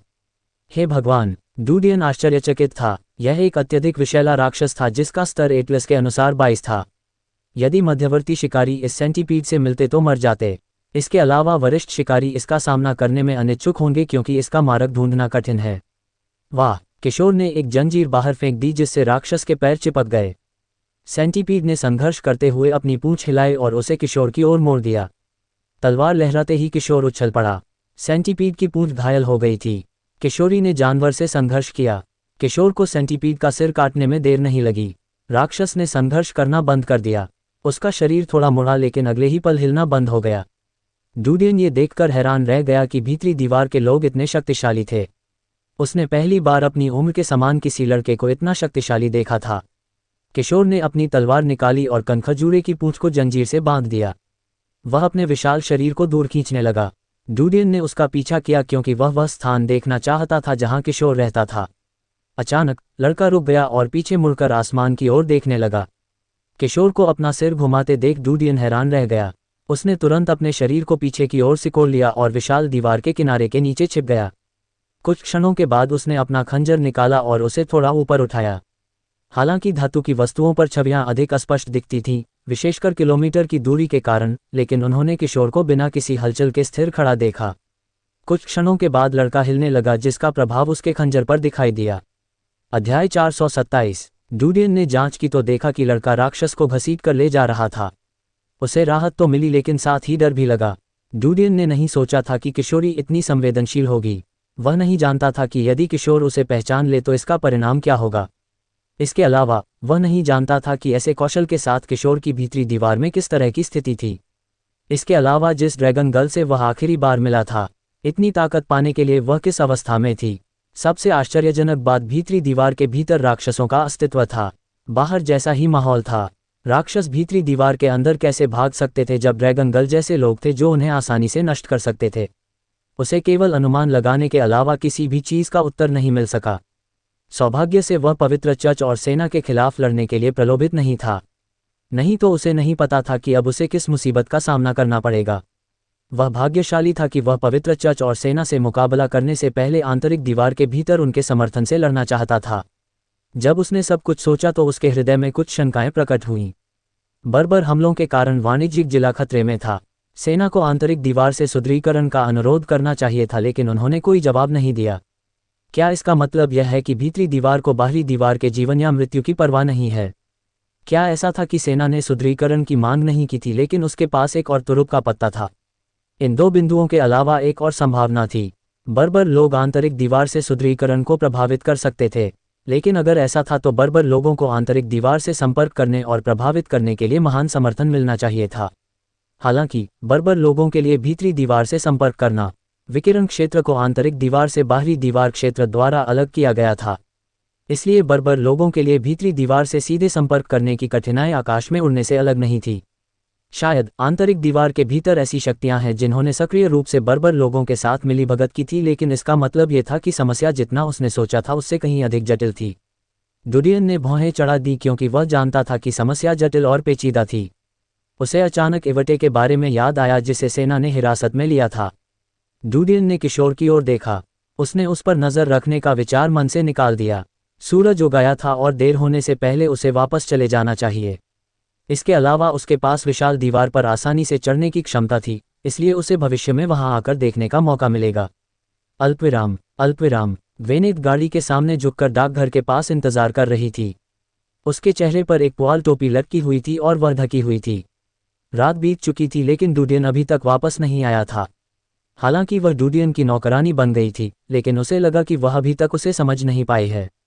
उत्तरार्ध हमेशा उससे चीज़ों को छिपाने का एक तरीका ढूंढता था। उसे एक गंध महसूस हुई। वेनेत ने पुआल टोपी उतार दी और डूडियन को सड़क से गुजरते देखा। उसने उसकी ओर देखा। क्या हम अब वापस जा रहे हैं? हमें पहले कुछ खाना चाहिए। डूडियन के हाथ में केक का एक टुकड़ा था। उसने एक टुकड़ा लिया और बाकी ग्वेनेत को दे दिया। इसे खाओ। ग्वेनेत चौंक गई। मैं इतना नहीं खा सकती। आप जैसी भी हैं खूबसूरत हैं, इसलिए ज़्यादा वजन कम न करें। डूडियन ने गाड़ी में चढ़ते हुए लापरवाही से कहा। रस्सियों को हिलाते हुए ग्वेनेत ने केक का टुकड़ा दूर रख दिया। गाड़ी चल पड़ी। डूडियन ने देखा कि महल के बाहर शोर था क्योंकि वहां बहुत सारे अखबार के पत्रकार थे। उन्हें अचानक याद आया कि उनके पढ़ाने में 3 दिन बचे थे। वह जानता था कि पूरे वाणिज्यिक जिले के रईस व्याख्यान के बारे में चिंतित थे। गाड़ी पर लगा बैनर लहराने लगा। लोगों ने तुरंत इस पर ध्यान दिया और इस पर इस तरह जाम लगा दिया मानो यह चींटियों की बस्ती हो। वेनेत के चेहरे पर उदासीन भाव था जब वह गाड़ी को तेजी से आगे बढ़ाने के लिए रस्सी को हिला रही थी। लोगों ने गाड़ी से बचने के लिए जल्दबाजी की। हालांकि उन्हें पैसा कमाना पसंद था, लेकिन जीवन अधिक महत्वपूर्ण था। उन्होंने यह नहीं सोचा था कि अगर वे घोड़े द्वारा घायल या मारे गए तो उन्हें मौत या काम की चोट के लिए मुआवजा मिल सकता है। जैसे ही न्यूज़ ने गाड़ी देखी उसने तुरंत गेट खोल दिया। बाहर से चिल्लाने की आवाज़ सुनकर डूडियन उतर गया और अपना सिर हिलाया। मास्टर, आप वापस आ गए। क्रोएन ने अभिवादन किया। डेनिस और ग्लेन हॉल में नाश्ते का आनंद ले रहे थे। जैसे ही उन्होंने उसे वापस देखा वे उसका स्वागत करने के लिए उठे। डूडियन ने अपने कपड़े बदले और मुलायम गर्म स्वेटर पहन लिया। वह हॉल में वापस गया और ग्लेन से कहा, इवटे नाम की एक लड़की को सेना ने पकड़ रखा है। वह शाही बर्बर है जिसे मैंने पकड़ लिया था। जांच के बाद सेना उसे मुझे सौंपने पर सहमत हो गई थी।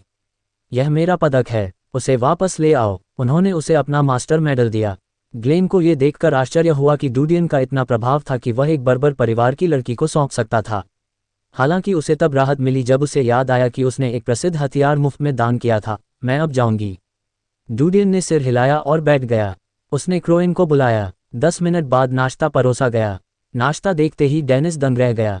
उसे उम्मीद नहीं थी कि डूडियन, जो इतना जर्जर जीवन जीता था, इतना फालतू खाना खाएगा। नाश्ते के बाद डूडियन को काफ़ी गर्मी महसूस हुई। ठंड का एहसास भी कुछ छितरा हुआ था। वह सुपर चिप से चिकित्सा ज्ञान सीखने के लिए अपने अध्ययन कक्ष में वापस चला गया। साथ ही उन्होंने अपने बाएं हाथ का व्यायाम किया। दोपहर होते होते उसे भीतर की दीवार से किशोरी की याद आई। उसने क्रोएन को बुलाया। बूढ़े फुलिन से मिलने जाओ। उसे मंदिर या काले बाजार से परजीवी आत्मा कीड़े खरीदने के लिए कहो। जितना अधिक उतना बेहतर, डूडियन ने आदेश दिया। उसे राक्षसों को मारने के लिए व्यक्तिगत रूप से विशाल दीवार के बाहर जाने की जरूरत नहीं थी क्योंकि अब उसके पास बहुत सारा पैसा था। इस प्रकार कार्यकुशलता भी अधिक थी। कभी कभी आपको किसी दुर्लभ राक्षस को खोजने के लिए महीनों तक इंतजार करना पड़ता है, लेकिन इसका मतलब यह नहीं है कि आप जरूरी तौर पर उससे मिल पाएंगे। हाँ, युवा मास्टर, क्रोएन जाने वाला था और डूडियन ने उसे रोका। वैसे पुराने कुलपति को बताएं कि यह खबर फैल गई है कि यदि कोई महानुभाव एक दुर्लभ स्तर का परजीवी आत्मा कीड़ा प्रदान करने को तैयार है तो उन्हें मेरे छात्र के रूप में मूल्यांकन के लिए किसी को भेजने का अवसर मिलेगा। यदि वे एक दुर्लभ स्तर की परजीवी आत्मा कीड़ा का एक रूप प्रदान कर सकते हैं तो उन्हें सीधे स्थान मिल जाएगा। क्रोएन ने वादा किया। ठीक है। दोपहर को डेनिस एक लंबी महिला के साथ वापस आया। वह महिला दीवार वाली महिलाओं से बहुत अलग थी। उसका शरीर बाहरी दीवार की अधिकांश महिलाओं की तुलना में बहुत लंबा था। इवटे की ऊंचाई सबसे नियमित शूरवीरों जितनी ऊंची थी। उसके शरीर के अलावा उसकी त्वचा भी बहुत अलग थी। यहाँ तक कि अधिकांश लोग जो झुग्गियों में रहते थे और जिन्होंने अपने जीवन में कभी स्नान नहीं किया, उनका भी ऐसा रंग नहीं था। डूडियन ने इवटे पर एक नज़र डाली। वह जानता था कि पूछताछ में उस बर्बर स्त्री का गौरव भंग हो गया है। उसके कपड़े फटे हुए थे। उसकी नंगी त्वचा पर चाबुक और चाकू के निशान थे। यहाँ तक कि उसके खूबसूरत चेहरे पर भी कई दाग और लाल निशान थे। अध्याय 428। मास्टर, हम उसे वापस ले आए। डेनिस आगे आए। डूडियन ने थोड़ा सिर हिलाया और ऊपर चला गया। उसे मेरे अध्ययन कक्ष में ले जाओ। हाँ, युवा मास्टर। डेनिस ने सिर हिलाया। डेनिस को इवटे को डूडियन के अध्ययन कक्ष में लाने में देर नहीं लगी। मास्टर, और कुछ? आपको वापस जाना चाहिए और दूसरों को भी पीछे हटने का आदेश देना चाहिए। किसी को भी कमरे के करीब नहीं रहना चाहिए और हमें परेशान नहीं करना चाहिए। डूडियन सोफे पर बैठ गया और 2 लोगों के लिए चाय डाली। डेनिस ने सिर हिलाया और धीरे से दरवाज़ा बंद कर दिया। अध्ययन कक्ष में इवेट और डूडियन केवल 2 ही बचे थे। डूडियन ने इवटे पर नजर डाली। उसने देखा कि उसका चेहरा सुन्न हो गया था, उसकी आंखें भरी हुई थीं। वह स्थिर खड़ी थी। वह मुस्कुराया और अंग्रेजी में कहा, आओ बैठो। इवटे एक पेड़ की तरह अभिव्यक्तिहीन थी। जब वह उठा और उसके सामने रुकने के लिए चला तो डूडियन की भौहें सिकुड़ गईं। उसने उसके सामने कांपने के लिए अपने हाथ उठाए। अचानक इवटे ने डूडियन पर गोली चला दी और उसके गले पर ताला लगाने की कोशिश की। डूडियन की आंखें चमक उठीं क्योंकि उसका ऊपरी शरीर हिल गया और उसने उसे अपने हाथ से पकड़ लिया। उसने उसे कंधों से पकड़ लिया और उसके शरीर को पीछे की ओर धकेल दिया। उसका शरीर दरवाजे से टकराया और झटके से कुछ धूल दरवाजे पर गिरी। इवेट के हाथ डूडियन की ओर बढ़े। उसकी उंगलियां पंजे जैसी थीं। डूडियन ने अपनी बाहें लहराईं और उसे रोक दिया। उसने उसकी छाती पर प्रहार किया और उसे फिर से पीछे धकेल दिया। डूडियन के हाथ ने उसका गला पकड़ लिया। क्या तुम मरना चाहती हो? इवेट रुक गई और उसने नाराजगी भरी आंखों से उसकी ओर देखा। क्या तुम हमला जारी रखना चाहते हो? अगर तुम मुझे मार भी दोगे तो भी मर जाओगे। डूडियन ने उदासीनता से जारी रखा, मूव तुम अपनी ताकत से मुझे नहीं मार पाओगे। इवटे ने अपने होंठ काटे। खून बह रहा था लेकिन वह अनजान थी। वह अब भी डूडियन को ऐसे घूर रही थी जैसे कोई जानवर किसी इंसान को देख रहा हो। क्या आप मुझसे नफरत करते हैं? डूडियन को उस बर्बर लड़की से कोई सहानुभूति नहीं थी। चाहे तुम अपने दुख में कुछ भी सोचो, अगर तुम मेरे घर में रहती हो तो तुम्हें मेरे नियमों का पालन करना होगा। जब तक तुम सेना की तुलना में 10 गुना अधिक अपमान नहीं सहना चाहती हो। उसने धीरे धीरे अपनी उंगलियां ढीली कर दीं। हालांकि वह फिर भी नफरत और गुस्से से भरी आंखों से उसे देखती रही, लेकिन थोड़ा हल्का सा डर था। डूडियन वापस सोफे की ओर मुड़ा और बैठ गया। उसने अपने सामने वाली सीट की ओर इशारा किया, आओ और बैठो। इवटे के हाथ ऐसे कांप रहे थे मानो वह किसी मानसिक संस्थान में मरीज हो। वह कदम से कदम मिलाकर चलती थी। उसके पैर भारी लग रहे थे। वह डूडियन के सामने बैठ गई और उसे घूरने लगी। क्या तुम मूर्ख हो या उन्होंने तुम्हारी जीभ काट दी? डूडियन ने उसे एक कप देते हुए हंसते हुए कहा। जैसे ही उसकी उंगलियां मुट्ठी में बंध गईं, इवेट की छाती तेजी से ऊपर नीचे हुई। डूडियन ने कहा, आपको मेरी ताकत से नफरत हो सकती है लेकिन बेहतर होगा कि आप मुझसे भीख मांगें क्योंकि शायद मैं उस व्यक्ति से बदला लेने में आपकी मदद करूंगा जिसने आपके साथ बलात्कार किया और अपमानित किया। रैप शब्द सुनते ही इवेट का शरीर थोड़ा कांप उठा। उसकी आंखों में गुस्से की झलक थी। उसका चेहरा पीला पड़ गया था और वह धीरे धीरे अपना सिर नीचे झुका रही थी। एक क्षण के बाद उसने कर्कश स्वर में कहा, यह सब तुम्हारी वजह से है। डूडियन ने उदासीनता से उत्तर दिया, तुम्हें असफलताओं के कारण दूसरों को दोष देना बंद कर देना चाहिए। यदि तुम शिकायत करना जारी रखती हो तो तुम एक अच्छी पत्नी बन जाओगी। तुम्हें अपने भाग्य के बारे में पता होना चाहिए। जब तुम मेरे द्वारा पकड़े गए थे, तुम में आत्महत्या करने का साहस नहीं था, इसलिए मैंने तुम्हें अपनी छोटी सी जान बचाने के लिए वचन दिया है। अंत में मैंने वास्तव में ऐसा किया। तुम्हें मुझसे नफरत नहीं करनी चाहिए बल्कि मुझे धन्यवाद देना चाहिए। इवटे की आंखें लाल हो गईं। अगर आपने मेरी जिंदगी की रक्षा करने का वादा नहीं किया होता तो मैंने बहुत पहले ही आत्महत्या कर ली होती। मुझे अपमान से नहीं गुजरना पड़ता। डूडियन ने उत्तर दिया, मृत लोग बदला नहीं ले सकते। इवटे ने कटुतापूर्वक उसकी ओर देखा, तुम क्या चाहते हो? क्या तुम मेरी मदद कर सकते हो? क्या तुम मेरी मदद करोगे? आपके दृष्टिकोण पर निर्भर करता है। डूडियन ने कप से एक घूंट लिया। फिलहाल मैं तुम्हें विनती करने की कोशिश करते नहीं देख रहा हूं।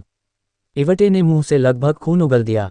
उसने अपना सिर झुकाया और अपने होंठ चबाए। तुम मुझसे रहस्य जानना चाहते हो इसलिए तुमने मेरी जान की रक्षा की है।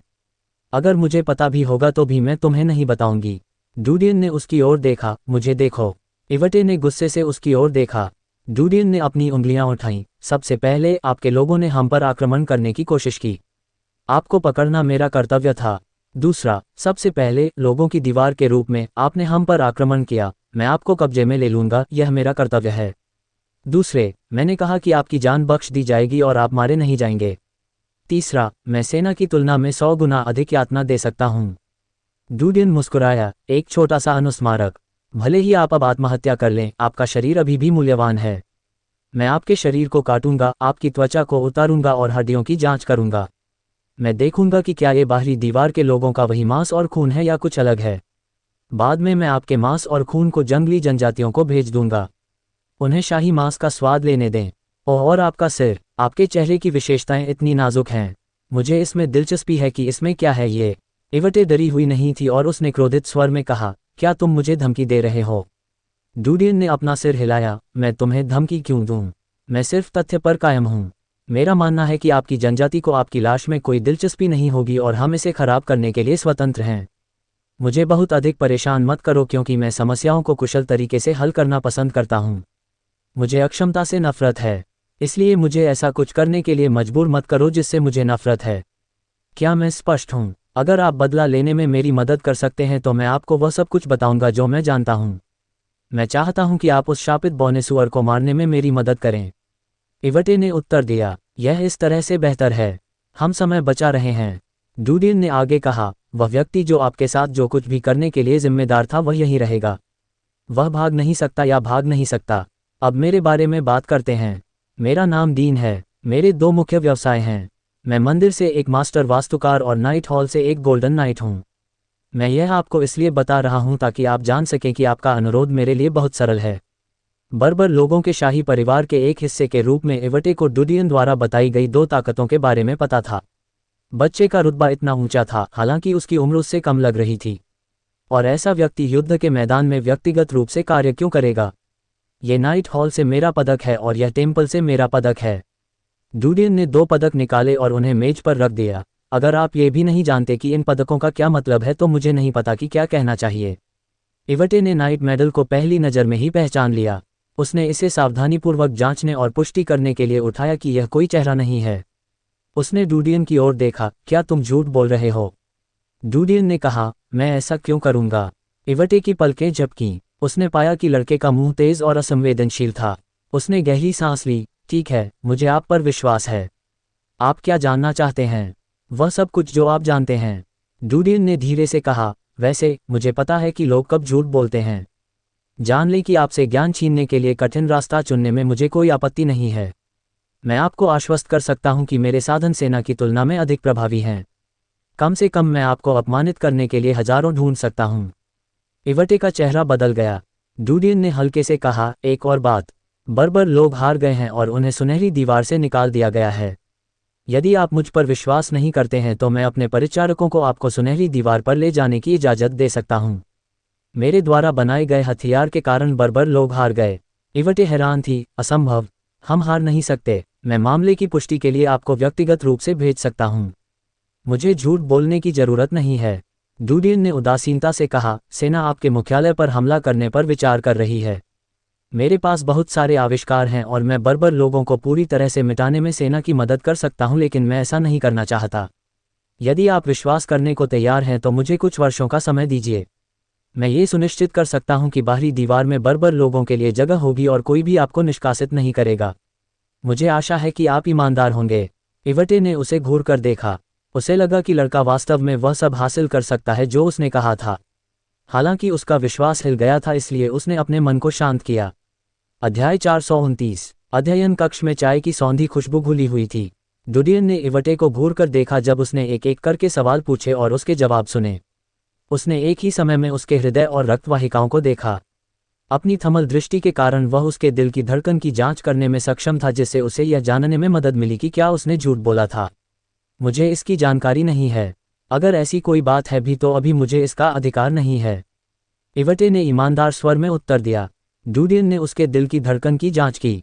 उसने देखा कि पिटाई की आवृत्ति स्थिर थी, इसलिए उसने सिर हिलाया। ठीक है, हम समाप्त कर चुके हैं। राजकुमारी, मैं तुमसे बदला लूंगा। उसकी आंखों में आक्रोश की रेखाएं चमक उठीं। मुझे आशा है कि आप उन्हें मारने के लिए सबसे क्रूर तरीकों का इस्तेमाल करेंगे। कोई बात नहीं। डूडियन सहमत हुए। इवटे ने अपना सिर झुकाया और पूछा, तुम्हें कैसे पता कि मैं अपमानित थी? उसकी शर्म से भरी आवाज सुनकर डूडियन की आंखें नम हो गईं।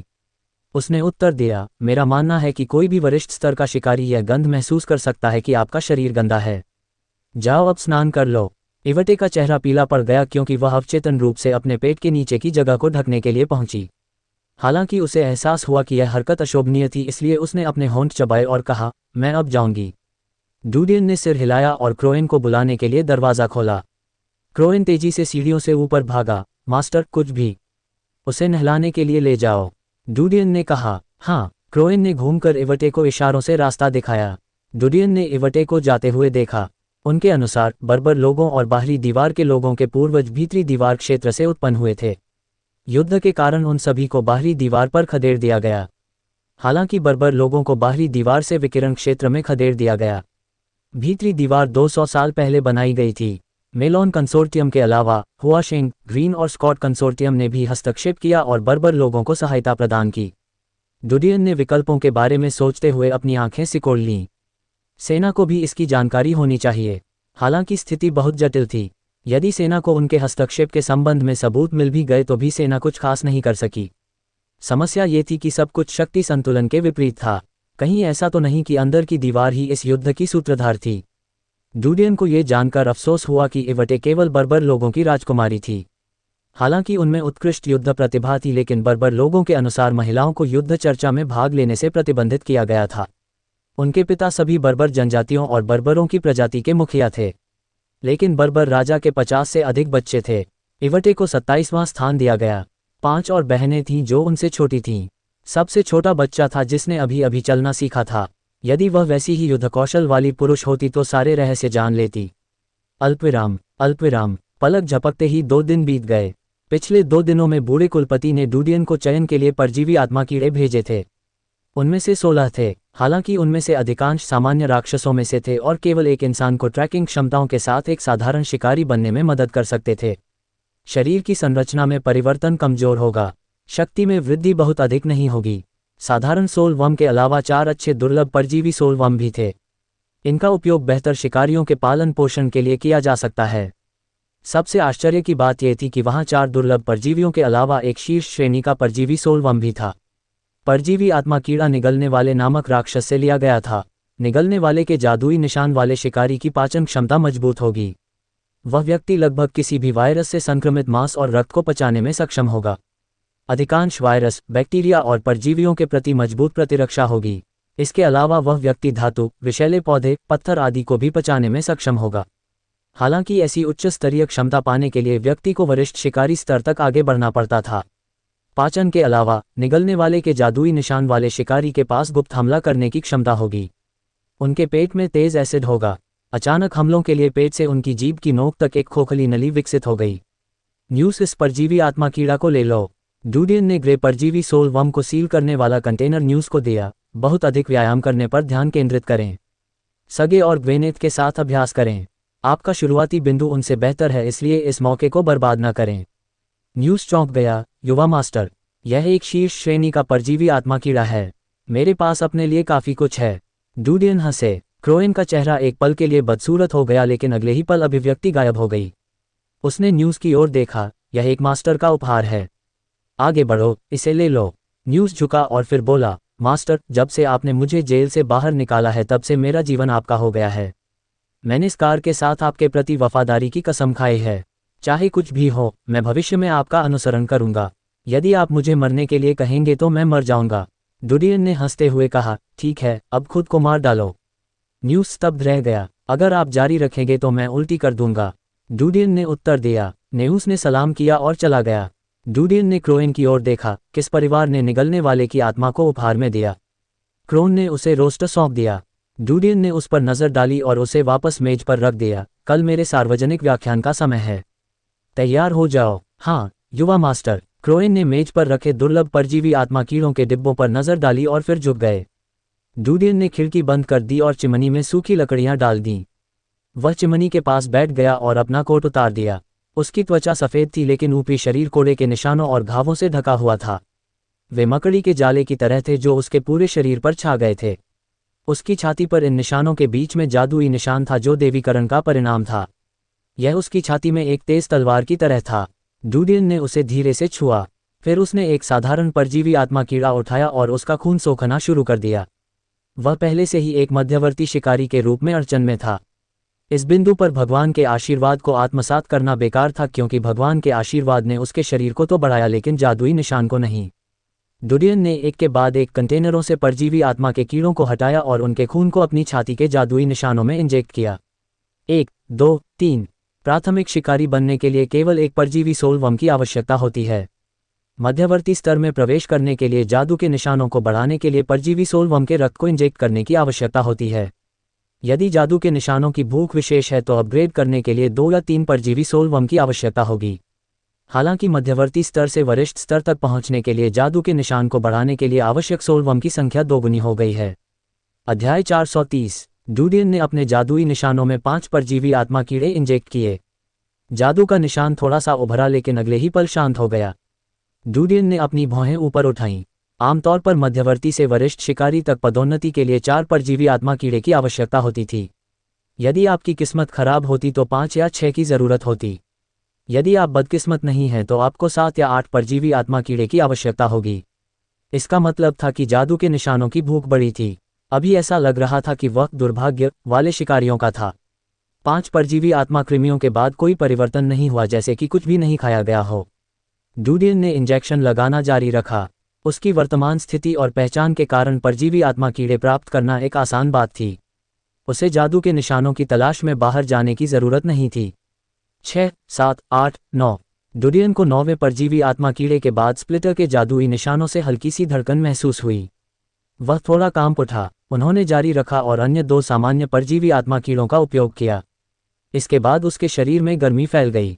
ताप प्रवाह के बाद उसके ठंडे शरीर में गर्माहट महसूस हुई।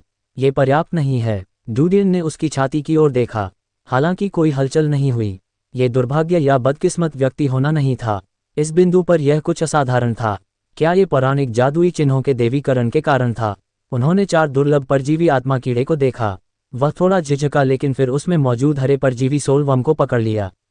हालांकि जादू के निशानों के स्तर को बढ़ावा देने के लिए एक दुर्लभ परजीवी आत्मा कृमि के रक्त का उपयोग करना एक असाधारण बर्बादी थी, लेकिन कोई अन्य विकल्प नहीं था। उसके पास सामान्य परजीवी आत्मा कीड़े भेजने के लिए दूसरों की प्रतीक्षा करने का समय नहीं था। इसके अलावा यह अनिश्चित था कि उसे कोई मिलेगा। इसके अलावा उन्हें इंतजार करना पसंद नहीं था। इंजेक्शन के बाद डूडियन को अपनी छाती में उबाल महसूस हुआ। यह ऐसा था मानो आग जल गई हो और उसे लगा कि उसके शरीर के सारे रोमछिद्र खुल गए हैं। उसके शरीर से बहुत पसीना निकल रहा था। डूडियन ने हल्की सांस ली। उसने एक बार फिर दूसरा कंटेनर पकड़ लिया। उन्होंने दुर्लभ परजीवी सोलवर्म को निकालकर उसे इंजेक्ट किया। इस बार उसे जो एहसास हुआ वो थोड़ा अलग था। उसे ऐसा महसूस हुआ मानो उसके शरीर के भीतर कोई विस्फोट हो गया हो। उसकी चेतना धुंधली हो गई लेकिन उसे अपनी छाती पर हल्का सा मरोड़ महसूस हुआ। उसे याद आया कि मूल रूप से परजीवी आत्मा कीड़े ने उसके मस्तिष्क में घुसने की कोशिश की थी। जब उसे होश आया तो वह डरा हुआ था। जैसे ही उसने नीचे देखा तो उसे अपनी छाती पर बदलाव नजर आया। पहले यह एक छोटी तलवार की तरह थी लेकिन अभी यह एक उंगली लंबी 2 तलवारों की तरह है जो उसकी छाती के बीच में से गुजर रही हैं। जादुई चिन्हों के परिवर्तन का अर्थ था सफल पदोन्नति। डूडियन ने तौलिया खींचा और अपना शरीर पोंछा।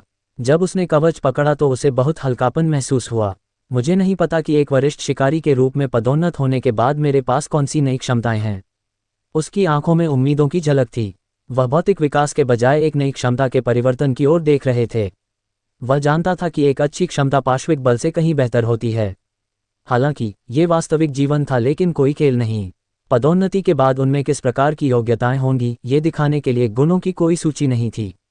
वह धीरे धीरे स्वयं अन्वेषण कर सकता था। सौभाग्य से देवीकरण के बाद उसने सीख लिया था कि अपनी क्षमताओं का पता कैसे लगाया जाए। हमेशा की तरह उसे आंखों से शुरुआत करनी थी।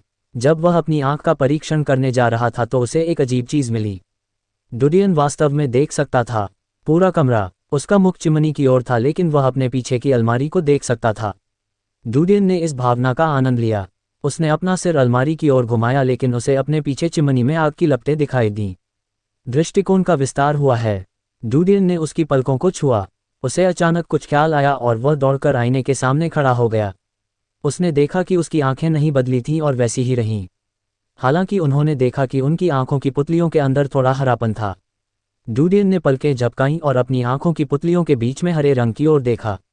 मेरी आंखों की संरचना में बदलाव आया है, लेकिन सौभाग्य से। जब डूडियन ने दर्पण में देखा तो उसे राहत मिली। शिकारियों के जादुई निशानों में वृद्धि के बाद उनके शरीर में सूक्ष्म परिवर्तन होंगे। लगभग सभी वरिष्ठ शिकारियों के शरीर का कोई न कोई अंग मनुष्य से भिन्न होता था। सगे की रीढ़ की हड्डी पर स्केल थे जो उसके ड्रैगन स्टील जादू के निशान का परिणाम था। ऐसे शिकारी थे जिनके बहुत लंबे लंबे दांत होते थे जो भयंकर नुकीले नुकीले दांतों की तरह होते थे।